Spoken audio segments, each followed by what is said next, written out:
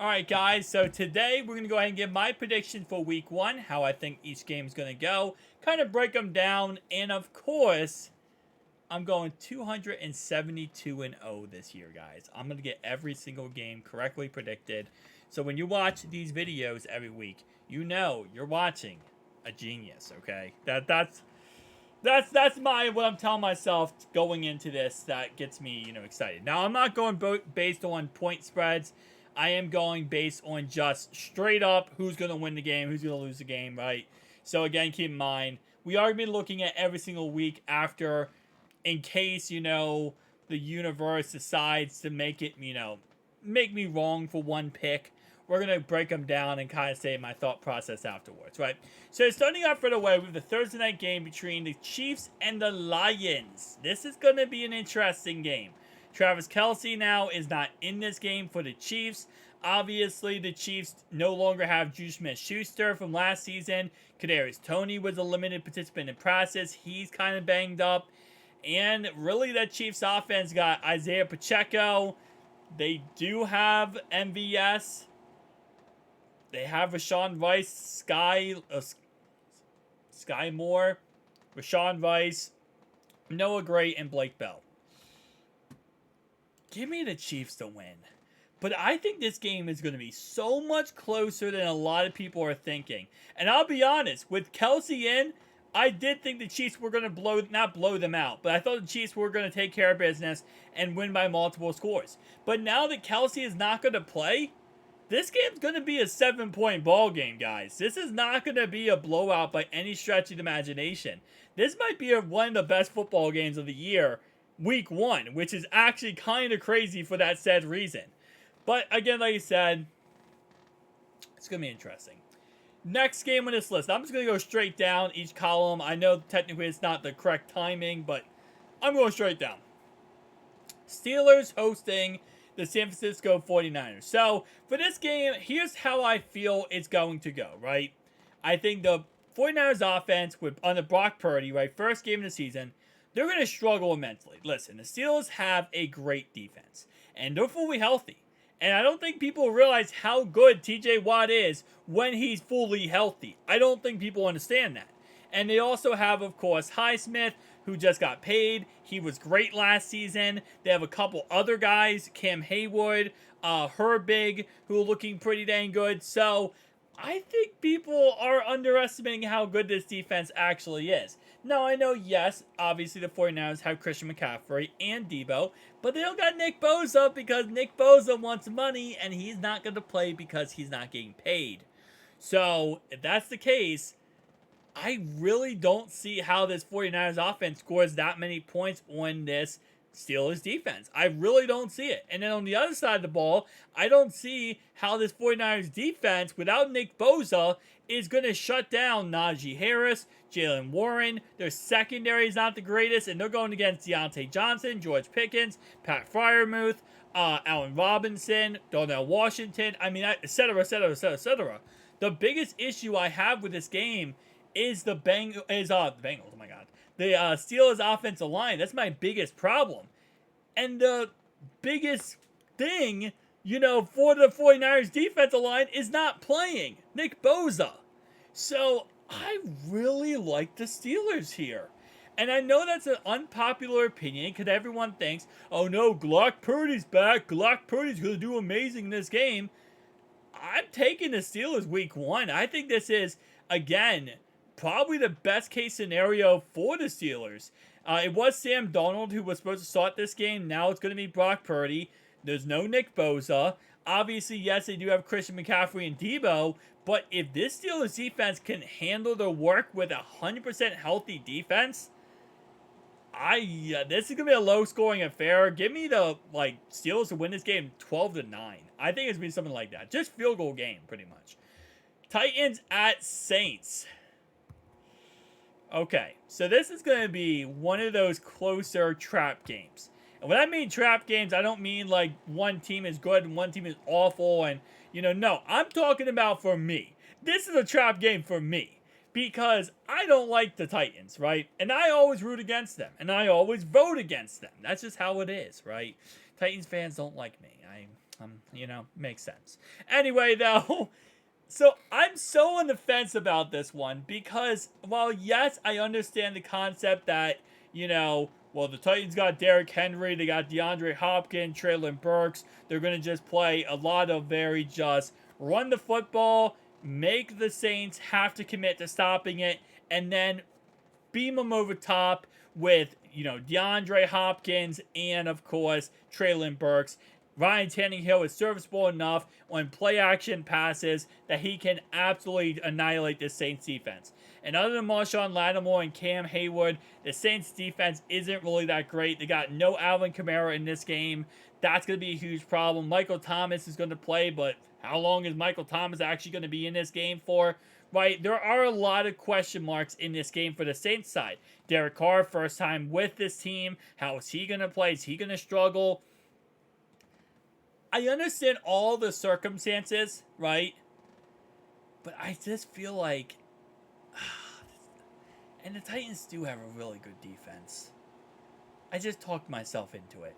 I literally just talked into the point of view of the general public on this game.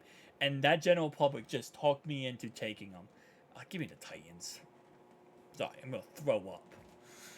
I don't hate them that bad, guys. I'm joking.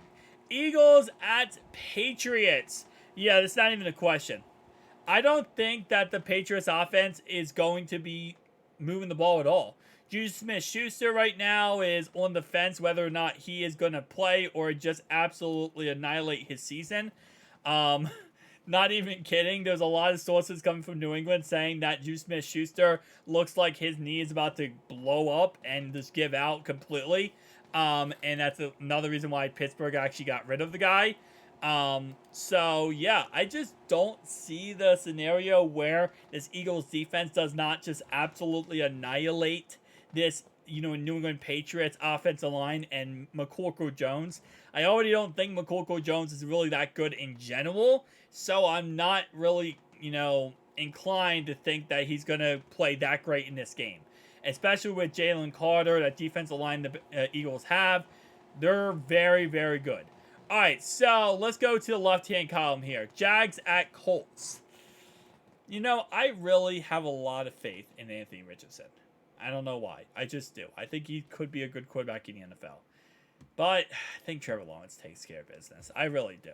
I think it's Trevor Lawrence's season. And I don't think it's going to be his season as the fact that I'm not as high on him as some people are thinking he's going to win MVP awards and Nick Wright out here. But I think he's going to have a great season. I think he's going to win a division. I think he's going to play really good. It's also the first time Anthony Richardson is going out there and actually playing. So I'm not really inclined to think he's going to have that great of a day. There's no Jonathan Taylor for the first 4 weeks of the season. I think this defense for the Colts is going to struggle without Rodgers, obviously, because he got suspended. And ironically enough, he got suspended for the year for gambling. Their cornerback Rodgers. And then what ends up happening? Yeah, they cut him for it, right? The Eagles pick him up. There needs to be, bro, that meme where it's like, they can't keep getting away with this. That's literally what the Eagles keep doing. Like, they get Jalen Carter after he nearly ended somebody's life, let's be honest. Look into that story if you've not done so already. If you think what I said is outrageous. And then they end up getting, he was supposed to be a top 5 pick. He drops to pick 9 to them because of that. Like, it's crazy stuff. Anyway, though, Bengals at Cleveland Browns. Give me the Bengals. I know. I'm biased. What do you expect? Anyway, though, Texans at Ravens. I'm going to have the Ravens win this game. C.J. Stroud, I think he's going to be a good quarterback. I really do. I'm a lot higher on C.J. Stroud than most people are. I think he'll be a solid quarterback for that team. I just don't think that team is built enough on offense to go win. That's what I gotta say. I think CJ Stroud is gonna be a great quarterback. I just don't think that team is ready yet. And that's really all it is. It's that team being built around him. They're still in a rebuilding period. Even though they just got themselves a quarterback, they're still in a rebuilding period. They just traded away Brandon Cooks. They lost their guy. I just think overall wise, it's not there yet. And the Ravens always play rookie quarterbacks very well. They have a great defense. They have a great offense. This game is going to be not close. It's actually the highest point spread of the week at 10 points. Ravens are favored by 10. Raiders at Broncos. Jimmy G versus Russell Wilson. I feel like that's the matchup of the two quarterbacks that everyone likes to make fun of, right? Jimmy G can't play. He's hurt all the time, and he, just a pretty face. Russell Wilson. Let's ride. I don't know who I like in this matchup, to be honest. It is such an ugly matchup. The Raiders' defense is so freaking trash, other than Mad Max Crosby. Their offense is star-studded with Devontae Adams, right? Josh Jacobs, obviously Jimmy G. But in the Broncos side, they got Jerry Jeudy, Courtland Sutton. Javonte Williams is going to be a limited snap count. They did just get Samaje Perine. Their defense has PS2, so that's awesome. I guess give me the Broncos. That's such an ugly game. I'm not watching that game. This is the game I'm watching. Game of the week. Dolphins at Chargers. Bro, this is going to be the game that everyone wants to watch, and I want to watch it. The Dolphins are +3 in this game. Like, it's going to be a great game, man. It's going to be a high-scoring affair, too. Give me the Chargers to beat the Dolphins. Bills at Jets. Aaron Rodgers' first game versus Josh Allen. I think Josh Allen's going to welcome him to the AFC East with a loss. Yup, Josh Allen's going to get the W versus Aaron Rodgers week 1. And you know what's going to happen? They're going to lose to the Bills, and every single person and their mother is going to say the Jets are not doing anything this season. And they gave up everything for Aaron Rodgers just to get hosed. I can't wait. The whole entire media is going to paint this trade as the worst trade in history if they lose this game. Now, if the Jets win this game, it's going to be the opposite. It's going to be how the Jets are going to the Super Bowl. Book your tickets, Jet fans. You're automatically Super Bowl. Literally, if they win this game, Jets fans are going to be the most intolerable people in life. And the problem is here, right? Here's the issue, right? Jets fans and Bills fans are so annoying. So freaking annoying. But the difference is, right? The Bills, for like what? I mean, actually, it's funny. They're pretty much the same exact fans. Because the Bills had a 20-year playoff drought, right? The Jets haven't made the playoffs since like 2012. So it's like both teams went through this huge, crazy playoff drought. And then they were successful, right, at a time. Obviously, the Bills still successful. The Jets were successful under Mark Sanchez. And then the Jets fell off again. The Bills have not. The Bills are still up there. So, Bills fans are never going to shut up about this. But neither will, again, Jets fans if they win. So I don't know. They're going to tie, okay? They're going to tie, and both fan bases are unable to speak. No, I think the Bills win. Cardinals at Commanders. Give me Commanders easily 28-0. Probably, honestly, that Commanders defense is actually pretty good. And that Cardinals offense is going to be trash. And they're trying to tank anyway, so who cares? Carolina at Atlanta. This is such a close game. Bryce Young is the only it factor about this game that kind of makes it shaky. Because they don't got DJ Moore anymore. They did pick up Adam Thielen. They got Hayden Hurst this offseason. They got a new running back. So I like what they did and built around Bryce Young. Obviously, they lost DJ Moore, which sucks. But at least they built around him, and their defense has always been solid. But the Falcons interest me because they got Bijan Robinson, right? Yes, obviously. They also got Tyler Agnew, which I think a lot of people are forgetting they have Tyler Agnew. Like, I am amazed how many people actually forget they have Tyler Agnew. Because, like, so many people are like, oh, Bijan Robinson. That's their number 1st, 2nd, 3rd, 4th, 5th, 6th running back, right? No, they actually have a guy who almost got 1,000. Oh, I think he got 1,000 yards last year. Like, he's actually pretty dang good. People just don't really remember him. Anyway, though, Desmond Ridder didn't play much in the preseason, though. And that scares the crap out of me. Because I feel like they don't have faith in him. Or they just, I don't know what they have in him. And this is where I think he could struggle in this game. Now, I do think they win the game, but I think it's going to be closer than people think. Vikings at... Oh, Bucks at Vikings. Easy. Vikings. Baker Mayfield might find a way to get cut after this game. I don't think they can cut Baker after this game because, again, they just have Baker and Kyle Trask, and there's no way Kyle Trask looks so much better than Baker in this game. They're both going to look like trash, but somehow, some way, Baker's going to say something or do something that ticks someone off, and he gets fired. Calling it right now. Packers at Bears. Jordan Love's first true game as the starting quarterback for the Packers. Give me the Bears. I think it's going to be close, though. I really think that's going to be close. I just don't think... Here's how I feel like this game's going to go, right? I do not believe Matt LaFleur is going to open up the offense. Mike LaFleur is going to open up the offense for Jordan Love. I don't think he's going to. I don't think he's going to trust Jordan Love to actually, go out there and throw the ball 60 times in this game. What they're going to do is play very conservative offense. Going to kind of do what the Cowboys did, with Dak Prescott for the longest time under Jason Garrett. Which is just play very conservative offense. Don't give up anything special. Don't give up anything crazy. Just short throws, simple plays, simple routes, simple concepts, and just run the crap out of Aaron Jones and A.J. Dillon. And I think that's all they're going to do. And they're going to try to play defense, and they're going to try to win that way. And I think what's going to happen here is Justin Fields is going to be the X factor, and shutting him down and stopping him when he starts running is going to be the reason why they lose this game. But I think it's going to be very close. I have it as 2017 Bears. Rams at Seahawks. Cooper Kupp is not playing this game. If he was playing, it would be closer. It's going to be Seahawks. Cowboys at Giants. First week of the season. The Giants are hosting the Cowboys. Now, the Giants, obviously, Daniel Jones now is on the contract.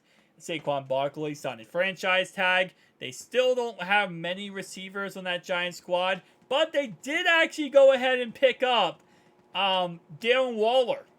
Yeah, they went out there and they got Darren Waller from the Raiders. And I think that was a huge, huge, huge acquisition. And while I don't usually talk good about the Giants also went ahead and the Giants secretly have a great head coach. I mean, absolutely amazing head coach. I just want to double check this real fast because although I do know a lot about pretty much everyone who signed everywhere, just because I look at this stuff like 99% of the time. I just want to make sure. Yeah, no, they don't have any new receivers, really. Paris Campbell, but he's not that great. Jalen Hyatt, he's a rookie. Yeah, okay, I just want to double check here. Because I normally know all the rosters and kind of mentally know who's on the rosters. But there's always times where, like the Giants, for example, I don't check them that much, I don't check the Giants. I don't check the Commanders that much. All NFC East, pretty much. I don't check other than the Eagles. But yeah, no. This is going to be a close game. It really will be. I don't think that there's one clear favorite I have in this game. But if I had to pick one to win this game, I'm going to take the Giants, man. Week 1, Giants at home. And I know, so how many games did I pick at home? This whole right side, I picked all the home teams. 6, 8, 11. 11 games I have the home team winning.